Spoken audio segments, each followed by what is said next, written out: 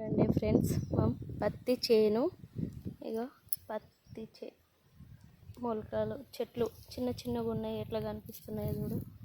సాలే కానీ ఎక్కువ గడ్డి కనిపిస్తుంది, అందుకే గడ్డి మందు కొడుతున్నారు. చూడండి అక్కడికి పోయిండు మా బావ. ఆ చెట్లు తాటి చెట్లు కనిపించే దగ్గర నుంచి అక్కడ నుంచి అక్కడ మా బాయ అన్నట్టు. ఒక చెట్టు ఉంది చూడు, చుట్టూ గుంపురుగా ఉంది చూడు, అది బాయ అన్నట్టు. వాళ్ళ ఇల్లు అదే గెట్టు అన్నట్టు. ఆ తాటి చెట్టు ఉంది చూడు, అది గెట్టు. ఇటేమో రోడ్డు. అక్కడ వరకు ఇక మాది.